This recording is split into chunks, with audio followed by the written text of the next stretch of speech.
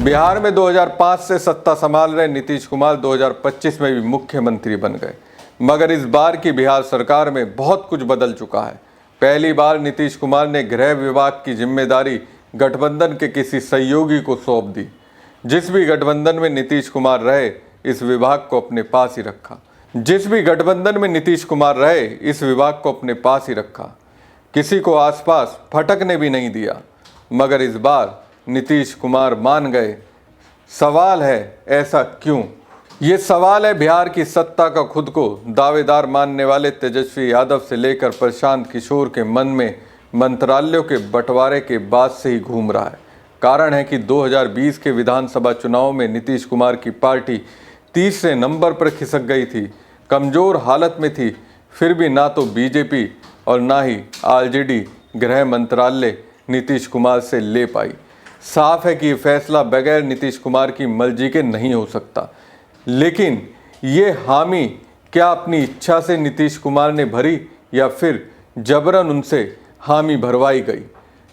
दोस्तों, नीतीश कुमार ये मानकर चल रहे हैं कि ये उनका आखिरी चुनाव है।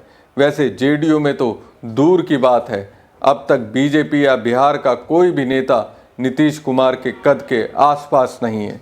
सभी को कुछ जातियों और वर्गों का समर्थन जरूर है, मगर कोई ऐसा नेता नहीं है जिस पर बिहार की जनता की आम सहमति हो कि ये बिहार को अच्छे से चला लेगा। आरजेडी से सम्राट चौधरी को नीतीश कुमार ही जेडीयू में लाए थे। नीतीश कुमार का असली वोट बैंक कुर्मी और कुशवाहा जातियां हैं। इन दो जातियों के साथ पंचफोरना जातियों की जुगलबंदी ने उन्हें पिछले 20 सालों से बिहार की कुर्सी पर बनाए रखा है। ऐसे में वो कुशवाहा समाज से अपना प्रतिनिधि हमेशा बनाने की कोशिश करते रहे हैं। सम्राट चौधरी के अलावा उपेंद्र कुशवाहा को भी नीतीश कुमार ने काफ़ी आगे बढ़ाया, मगर दोनों उनसे अलग हो गए। सम्राट चौधरी बीजेपी के हो गए तो उपेंद्र कुशवाहा ने अपनी पार्टी बना ली। यही एक फैसला सम्राट चौधरी के लिए फ़ायदेमंद साबित हुआ और आज वो बिहार के गृह मंत्री बन गए। दरअसल नीतीश कुमार को अच्छी तरह से पता है कि अगर अगले चुनाव में भी अपनी पार्टी को सत्ता में रखना है या फिर जेडीयू के सियासी अस्तित्व को बनाए रखना है तो बीजेपी जैसा कहती है अभी के लिए वैसा ही करना होगा। अब नीतीश के सामने दो तरह की सियासी स्थिति होंगी। पहली स्थिति ये कि जेडीयू में दो फाड़ करवा दें।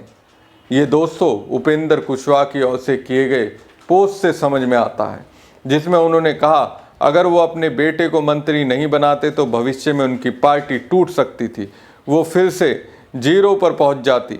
कुशवाहा का बेटा तो राजनीति में आने के लिए तैयार है, तभी तो मंत्री पद उन्होंने स्वीकार किया।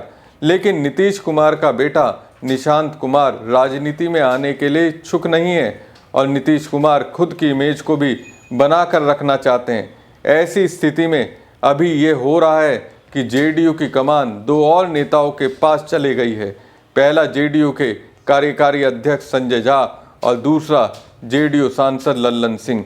दोस्तों, कहा जाता है कि संजय झा को राजनीति में लाने का श्रेय बीजेपी को है और इस बार जो विधानसभा चुनाव में जेडीयू की ओर से टिकटों का बंटवारा हुआ, उसमें जितने उम्मीदवार विधायक बने हैं उसमें से आधे से ज़्यादा बीजेपी समर्पित हैं। आपने सुना होगा बीच में नीतीश कुमार ने कुछ उम्मीदवारों के नाम पर नाराजगी जताई थी। यहाँ नीतीश के साथ दोस्तों दिक्कत यह है कि उनकी सोचने समझने की स्थिति पुरानी जैसी नहीं रही है। साथ ही इस वक्त जेडीयू में नीतीश के प्रति निष्ठावान नेता भी नहीं है। और दूसरी स्थिति ये दोस्तों, राजनीति के सिद्धांत के मुताबिक नीतीश कुमार अभी सब्र के साथ इंतजार कर रहे हैं। अब चूंकि सम्राट चौधरी के पिता शकुनी चौधरी कभी जेडीयू में रहे, सम्राट भी जेडीयू में रहे, तो ऐसी स्थिति में सम्राट चौधरी के प्रति लगाव है। अगर अमित शाह किसी दूसरे को गृह मंत्री बनाते तो ये और भी नीतीश के लिए खतरा हो सकता था। वेट एंड वॉच नीति के तहत उन्होंने सम्राट चौधरी को अपना गृह विभाग दे दिया। दोस्तों, बिहार में गृह मंत्रालय के जरिए ही नीतीश कुमार की सुशासन बाबू वाली छवि बनी। 2025 विधानसभा चुनाव से पहले कई आपराधिक वारदातें हुई। विपक्ष ने इसे काफ़ी उछाला भी, मगर ये जनता का विश्वास ही था कि इन घटनाओं का असर चुनाव पर नहीं पड़ा। मंत्रालय बंटवारे की बात आई तो बीजेपी में सम्राट चौधरी को लेकर कोई अगर मगर नहीं था। उन्हें बीजेपी कार्यकर्ताओं के साथ प्रधानमंत्री नरेंद्र मोदी और केंद्रीय गृह मंत्री अमित शाह का आशीर्वाद प्राप्त है। ऐसे में जब बीजेपी की तरफ से नीतीश कुमार को ये प्रस्ताव आया कि 2030 चुनाव को देखते हुए सम्राट चौधरी को गृह मंत्रालय दिया जाना चाहिए, तो नीतीश कुमार ने भी इससे इनकार नहीं करा। जाहिर है बीजेपी अगला विधानसभा चुनाव अगर नीतीश कुमार नहीं लड़े तो सम्राट चौधरी के चेहरे पर लड़ने की तैयारी कर चुकी है, लेकिन ऐसा संभव है क्या? खैर, नीतीश कुमार और बीजेपी के फैसले से तेजस्वी यादव और प्रशांत किशोर को ये बात समझ में आ चुकी है। वो भी समझ रहे होंगे इस फैसले का क्या असर होगा। कारण यह है कि बिहार की जाति जनगणना के अनुसार 2 अक्टूबर 2023 को जारी रिपोर्ट में राज्य की कुल जनसंख्या 13,07,25,310 है। इसमें ईबीसी सबसे बड़ा समूह है जो 36.01% है। इसके बाद ओबीसी 27.12% है, एससी 19.65% है, जनरल वर्ग 15.52% है और एसटी 1.68% है। हालांकि बिहार में यादव जनसंख्या के मामले में सबसे बड़ी जाति है जो कुल आबादी का 14.26% है। वहीं मुस्लिम 17.70% है। मगर इसी से बिहार की सत्ता की वोटिंग पिछले 20 सालों से हो रही है। दरअसल यादवों की जनसंख्या ज़्यादा होने और मुस्लिमों के समर्थन के कारण लालू यादव ने बिहार पर राज किया। यादवों के बाद सबसे ज़्यादा संख्या दुसाध की है।